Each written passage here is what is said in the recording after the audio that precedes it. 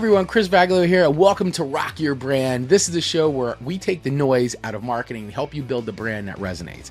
If you're a business owner, creative pro, or marketing lead who's tired of vague advice and fluffy strategy, you're in the right place. I want to help you build a badass brand without burning out or selling your soul. Today, we're cutting through the noise on something that gets confused all the time: the difference between sales and marketing. Spoiler alert, they're not the same thing. And if you treat them like they are, you're definitely leaving money on the table. So let's get into it. So let me know if this is something you've heard before. I know the difference between sales and marketing. Yeah, most people think they get it, but when push comes to shove, they blend the two like a bad band mashup. Here's how I like to explain it using rock band style terminology. Marketing is like getting people to the gig. It's the flyers, the hype, the interviews, the Instagram posts and videos. It's everything that makes someone say, yeah, I want to check these guys out. I want to check this band out. I want to go to that show tonight. Sales is the actual performance. It's what makes someone buy a t-shirt, follow you online, or come to your next gig. Marketing warms them up and sales turns up the heat. The two go hand in hand. It's like peanut butter and jelly. No fans equal no merch sales, but no merch table equals a missed opportunity. So why are people still so confused about this? I see tons of job posts all the time on LinkedIn where they're looking for a marketer, full stack marketer, by the way, who could pretty much do everything. And then I also see business development and sales be part of those job listings. And many business owners expect their marketing efforts to close deals. And that's like putting a killer poster on a telephone pole and then getting mad that no one's bought a ticket yet. Or worse, they think that sales can happen without any brand awareness or relationship building. That's like cold DMing strangers and wondering why no one responds. You need marketing to create the vibe and sales to seal the deal. So how do we do this? Especially if maybe you're on a budget, right? So here's 3 quick budget-friendly ways to market your business. And this is great if you're a solopreneur or you're a small business owner and you're really working on a budget. So these next 3 tips are things that anybody can do to help bridge the gap between marketing and sales. Number 1, join a networking group or start your own. There's literally no shortage of groups that can join, whether they're in person or virtual. And if you can't find a group that you like, start your own. I've been running a group on my own since 2018 called the New Jersey Business Exchange, or NJBX for short. We meet twice a month, the first and third Thursday of every month from 8:30 to 9:30 a.m.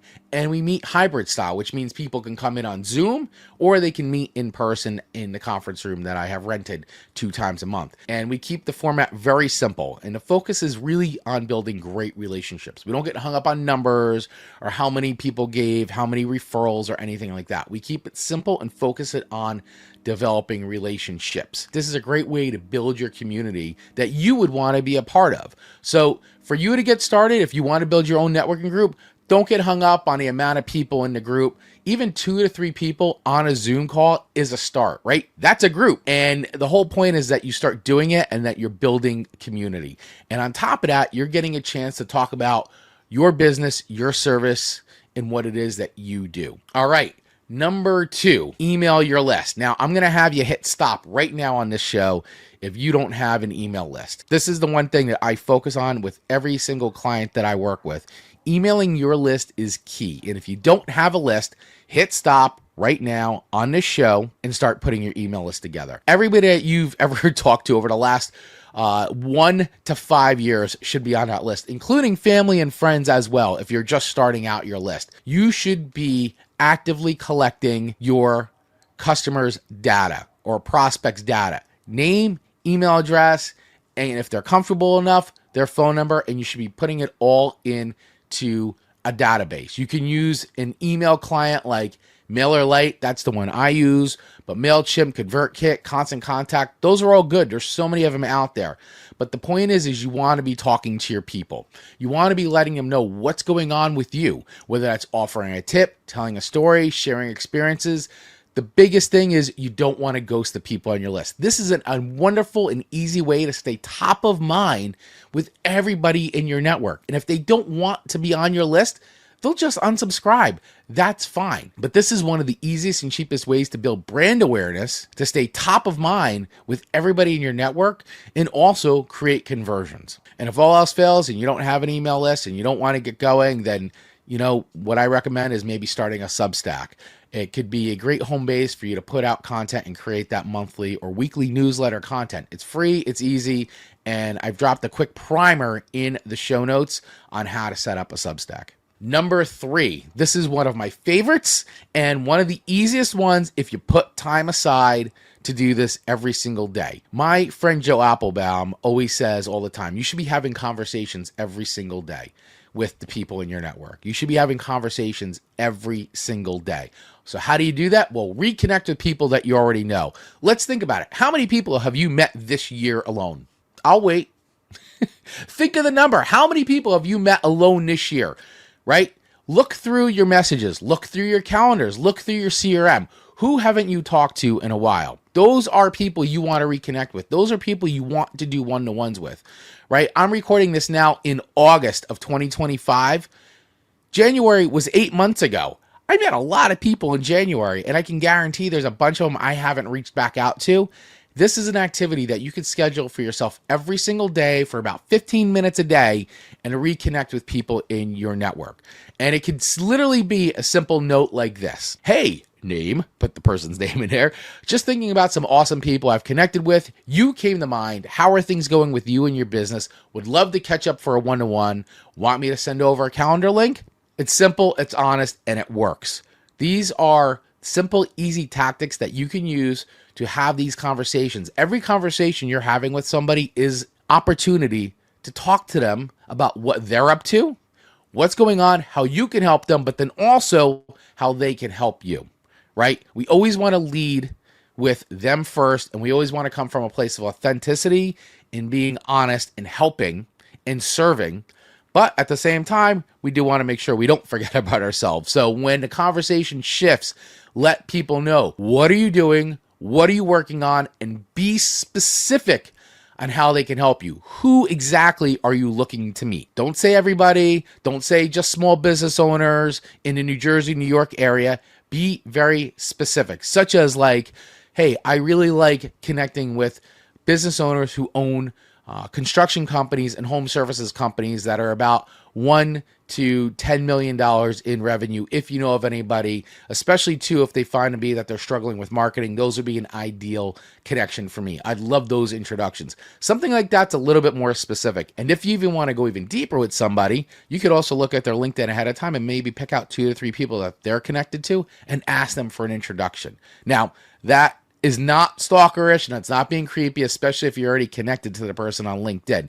It's just being prepared and being very productive. Help people help you. And always remember, one conversation can unlock 5 more. So start here. So let's just recap, because I really want to make sure that you leave this episode understanding that sales and marketing are not the same thing. Now, that's not to say that a salesperson doesn't have marketing skills. In fact, a salesperson that has a very strong personal brand is a great asset and great resource to you. However, because they have a strong personal brand does not mean that they are a marketing person now for your company. It means that because they have a strong personal brand, it opens up doors and opportunities for them to have more discussions to close business. It creates better trust and better relationship for that salesperson to close deals because they have a strong personal brand. Because they're, I'm going to steal a quote here or a term from my friends over at Contractor Dynamics. They call those salespeople 5 mile famous. How to be 5 mile famous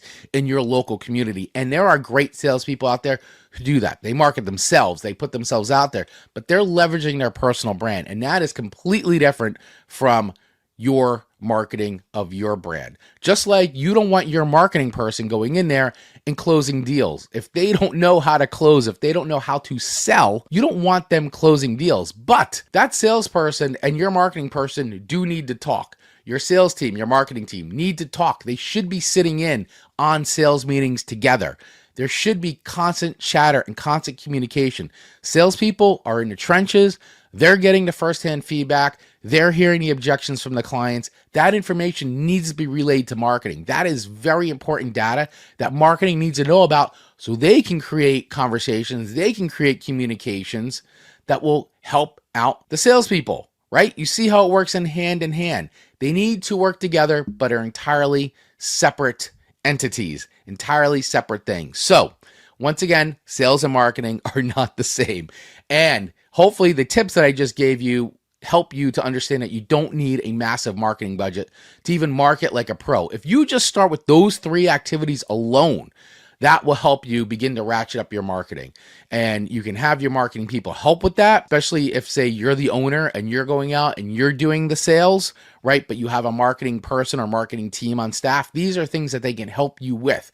And vice versa. If you're the marketer but you have a sales team, these are all activities you can all be doing together to work in tandem and work in step. Once again, you don't need a massive budget to market like a pro. These are things that are very low dough and very easy to do. Here's what you really need to take away from this. You do need to show up, you do need to stay visible, and you do need to talk to your people. All right, guys, that's a wrap for this week's Rock Your Brand.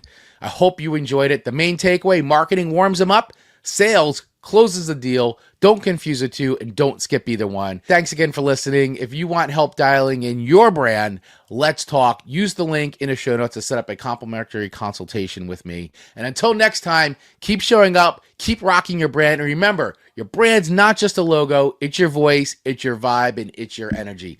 Now let's rock.